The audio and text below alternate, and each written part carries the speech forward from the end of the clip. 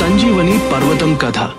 రామరావణ యుద్ధంలో లక్ష్మణుడు మేఘనాథుడి శక్తి బాణం దెబ్బకు స్పృహ కోల్పోయి మూర్ఛపోయాడు. ఆయన ప్రాణాపాయ స్థితిలో ఉన్నాడని, సూర్యోదయంలోపు సంజీవని అనే మూలికను హిమాలయాల నుండి తెస్తేనే ప్రాణాలు నిలబడతాయని సుషేణుడు అనే వైద్యుడు చెప్పాడు. ఆ సంజీవని మూలికను తీసుకురావడానికి ఎవ్వరూ వెళ్లలేరు. అది చాలా కష్టం. అప్పుడు శ్రీరాముడికి, వానర సైన్యానికి ఒకే ఒక్క పేరు గుర్తుకు వచ్చింది, హనుమంతుడు. హనుమంతుడు శ్రీరాముడికి నమస్కరించి ఒక్క క్షణం కూడా ఆలస్యం చేయకుండా ఆకాశంలోకి దూకాడు.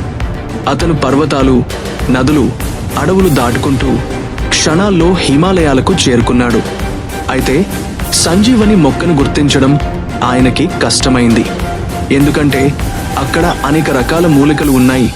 సమయం మించిపోతోందని గ్రహించిన హనుమంతుడు ఆయన మొత్తం సంజీవని పర్వతాన్నే తన చేతులతో పైకి లేపి ఆకాశంలో ఎగురుకుంటూ లంకకు బయలుదేరాడు.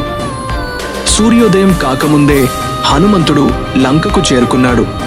ఆయన తెచ్చిన సంజీవనితో లక్ష్మణుడికి చికిత్స చేసి ప్రాణాలను కాపాడారు. హనుమంతుడి ఈ అద్భుతమైన సాహసం, నిస్వార్థ సేవ భక్తికి నిదర్శనం.